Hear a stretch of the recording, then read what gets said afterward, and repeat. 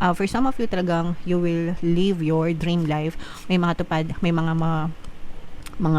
matutupad kayo na kahilingan. Ito for the rest of 2025, ito mga kapiksino kasi kumbaga parang ito yung magiging simula ng tawag dito energy nyo simula ngayong Chinese New Year. Although pwede nyo rin siya ibangga dun sa New Year reading nyo, no? Para sa bagong taon. Pero for the rest of 2025, nakikita natin na talagang you are chasing after your dreams, mga kapiksi, no?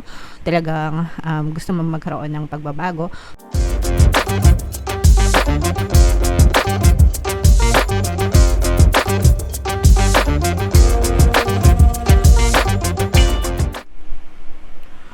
Hello guys, hello Taurus. Welcome back to Pinay Pixie Tarot. Ang pamagat ng episode natin for tonight is Chinese New Year kapalaran para ngayong 2025. So, yung Chinese New Year guys ay sa January 29, no? So, sisilipin natin yung strongest energies nyo guys sa papalapit na Chinese New Year. So, unahin natin tong deck na to, mga kapiksi. Tingnan natin yung mga mensahe sa inyo.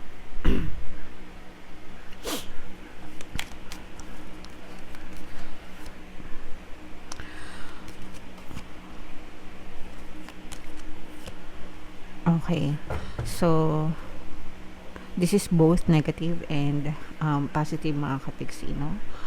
For some of you with this walking away energy, mga kapiksi, parang ibig sabihin nito guys, ready na kayo na lumabas ng inyong comfort zone.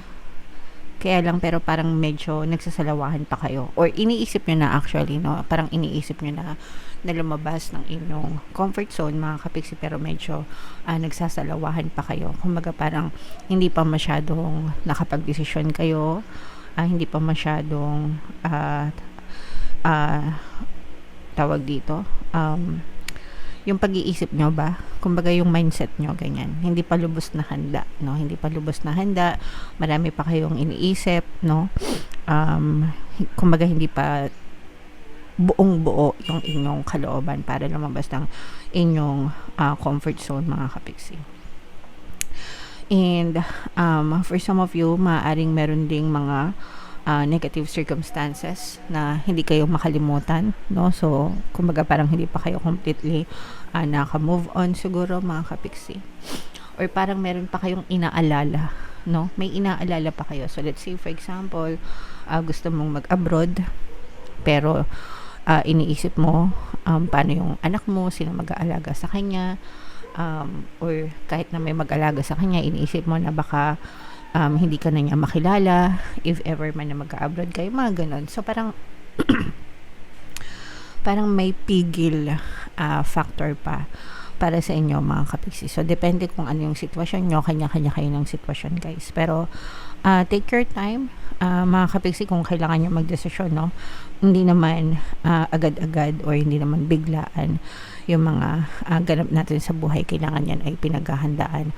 Ang importante is buo yung loob nyo, okay? And for some of you guys, maaring nakaramdam kayo ng exhaustion, pagod, no, sa buhay. So magpahinga, mga kapiksi, wag nyong sagarin yung inyong lakas guys. Minsan kailangan talaga nating magpahinga, mga kapiksi. Kapag napapagod, mag-recharge, no, mag-reset, bawi ng lakas guys, para meron pa kayong lakas sa mga susunod na paglalakbay nyo sa buhay, mga kapiksi, sa mga pakikipagsapalaran nyo. Okay? So, comment down below, Taurus, if feeling nyo naka-resonate kayo dyan. Tingnan natin yung ganap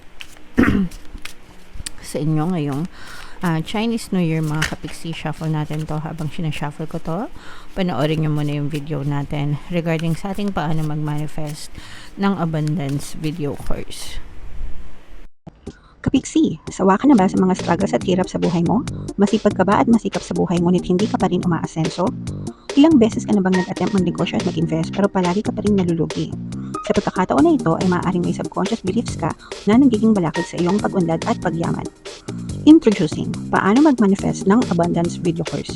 Dito ay matututunan mong ma-overcome ang mga balakid mo para tuluyan ka ng umunlad, umasenso, sumagana, maging matagumpay, successful at maswerte sa iyong kabuhayan, pera, trabaho, negosyo, salapi at kaperahan ng bonggang-bongga. Dali, mag-send na ng email sa pinoypixitaro@gmail.com at simulan na ang iyong pagyaman ngayon. Alright, so sa lahat ng gusto mag-avail ng course guys, yung promo natin ngayong January, magbibigay tayo ng 10% discount until January 31 mga kapiksi, kaya i-avail nyo na. And meron din tayong bagong course guys, paano mawala ang third party at magkaroon ng harmonious na relationship para mawala yung mga kabit ng mga jowa nyo guys. 10% discount yan until January 31, kaya i-avail nyo na mga kapiksi, sobrang ganda. So, sobrang ganda din, ay grabe.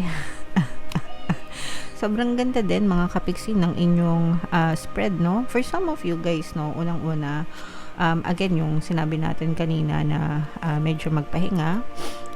By the way, Taurus kayo ay represent ng Queen of Pens. Kasi for some of you, medyo napapagod na kayo mga kapiksi, no? Or parang baka nasasagad nyo na yung energy nyo, yung katawan nyo, no? So, actually, you are being advised na medyo magpahinga ng konti, no? Probably for some of you, sobrang sipag nyo sa buhay, kumbaga sinasamantala nyo yung oras, yung pagkakataon para managana kayo, ganyan. Pero, parang ina-advise din kayo na medyo mag-minor kayo ng konti, mga kapiksi, and i-consider nyo yung inyong kalusugan kasi baka may mga nararamdaman na kayo na hindi maganda, guys, no? So, kung meron kayong nararamdaman na hindi maganda, magpa-check up, take a rest, guys, no? Health is wealth pa rin, mga kapiksi. Kahit na sabihin natin na gusto nyo yumaman, umunlad, umasenso, wala pa rin makakapantay sa malusog na pangangatawan, mga kapiksi. Okay? Ito yung energy ng swerte, guys, no? Ito yung sinasabi natin na for some of you, maaaring swertehin kayo sa pag-ibig, mga kapiksi, and maaaring din kayong swertehin sa negosyo, guys, no? Actually, itong nakikita natin, unahin muna natin yung sa kaperahan, guys, no? Kasi for some of you talagang you will live your dream life. May mga tupad, may mga matutupad kayo na kahilingan. Ito for the rest of 2025, ito mga kapiksi, no? Kasi kumbaga parang ito yung magiging simula ng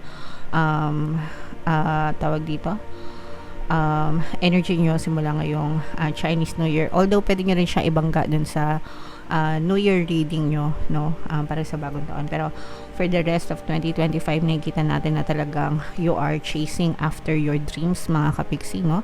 Talagang gusto mo magkaroon ng pagbabago. Parang ano, no? Meron kayong vision, guys, no? Ibig sabihin, meron kayong gustong marating, no? So let's say for example, ang vision mo ngayong 2025, kung nagtatrabaho ka, gusto mo maging manager, no?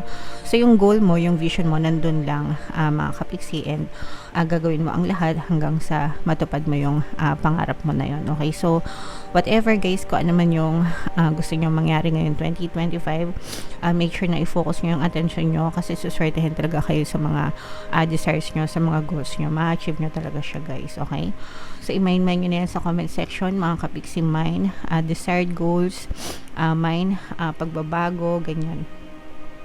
Magbabago talaga yung takbo ng buhay nyo, may hit nyo yung mga target nyo.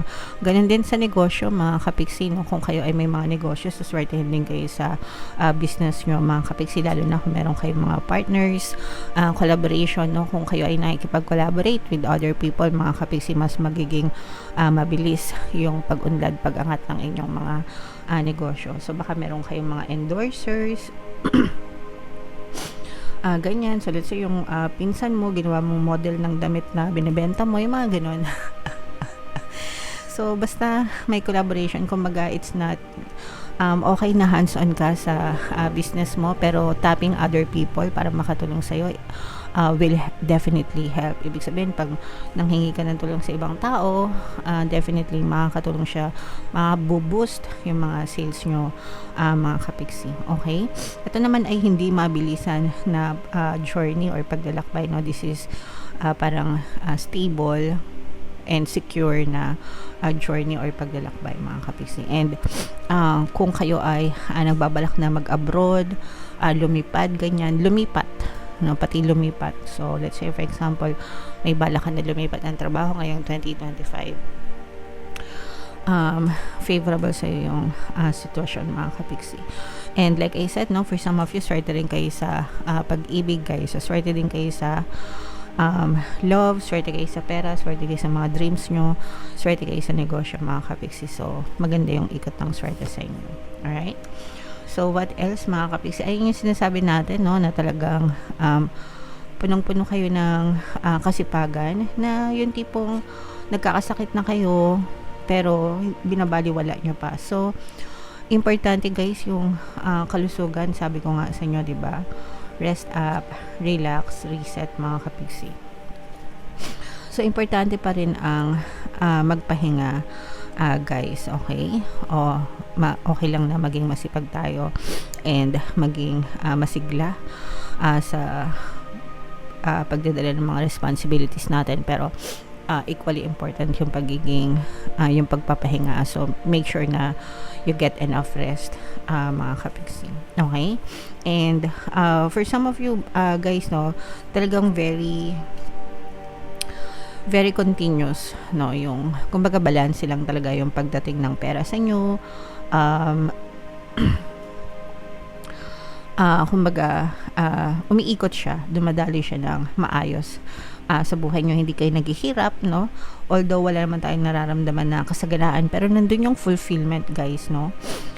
Kumbaga hindi naman siya labis-labis, pero nandun yung kasiyahan guys, na parang you have more than enough, no? Hindi naman kayo naghihirap mga kapiksi, but you have more than enough guys, okay?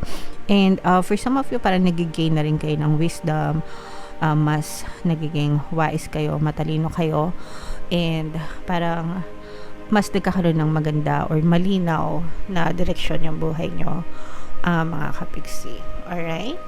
So, i-main nyo na lahat yan guys sa comment section, lalo na itong mga dreams coming true, magagandang pagbabago, swerte sa kaperahan, swerte sa negosyo, swerte sa pag-ibig.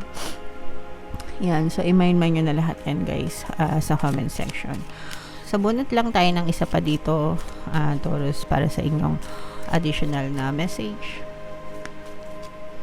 Ayan, wishes fulfilled mga kapiksi. Matutupad talaga yung mga pangarap nyo, di ba? Yun nga yung paulit-ulit kong sinasabi, mga kapiksi guys, your wishes will definitely be fulfilled, no, ngayong 2025. Kaya kung ano yung goals mo, kung ano yung desires mo, kung ano yung wish mo mga kapiksi, i-focus mo yung attention mo, yung energy mo dun sa dream na yon, dun sa wish na yon. Magdasal ka, pagpanata mo, of course, A for effort, diba? Sipag at syaga, in sabayan ng positibong mental diet mga kapiksi. Kung ano man yung pinagdadasal mo, you can definitely have it guys. Ibibigay talaga siya sa'yo, ipagkakaloob talaga siya sa'yo ni universe mga kapiksi. Okay? So basahin natin ito guys. Your wishes have been germinating. They're deeply planted in the soil of the loving universe, and fulfillment is here, just around the corner. But faith is required. When we put ourselves out there, it's easy to get deflated if what we want doesn't materialize right away. Have confidence. You are more than capable of manifesting your deepest desires. It's all happening, dear one. So, yan yung pinaka-importante, mga kapiksi, no? But faith is required. Kailangan talaga na magkaroon ng tiwala, mga kapiksi. Madalas kasi, no, napanghihinaan tayo ng loob kapag wala tayong nakikitang resulta. Yung agad-agad ba? Yung naiinip na at no mga kapigsi. Manifestation is instant, but evidence showing up of evidence might get delayed, mga kapigsi. Okay, so dun sa pag show up ng evidence, doon madalas nawawalan ng lakas ng loob yung mga tao, kasi pag hindi sila agad-agad nakakita ng evidences, sinasabi nila it's not working, hindi totoo, hindi nag-work yan. So ang tendency is nagpo-pull back sila dun sa mga desires nila, mga kapigsi. So, kailangan maging confident kayo mga kapiksi. Again, you can be, do, and have anything that you want in your physical reality. Lahat ng dinadasal nyo, lahat ng mga wishes nyo, lahat ng mga desires nyo, pwedeng mabasa inyo. Basta palagi kayo nakafocus, guys. Sabayan ng positive mental diet. Lahat ng sinabi ko na lahat kanina, guys. Paulit-ulit na ako. So, yeah, wishes will be fulfilled mga kapiksi. Okay? So, comment down below, guys, if feeling nyo naka-resonate kayo sa reading na to mga kapiksi, and lahat ng binapamain ko sa inyo, guys, i-mind nyo na sa comment section. For more tarot readings para sa Taurus, ito yung playlist nyo mga kapiksi. Ito naman yung ating success stories ng paano mag-manifest ng abundance video course. Click here to subscribe, guys. Ito yung ating mga pampaswerte subliminals. Thank you for liking, sharing, and subscribing, and see you again next time. I love you all. Have a nice day. Bye-bye.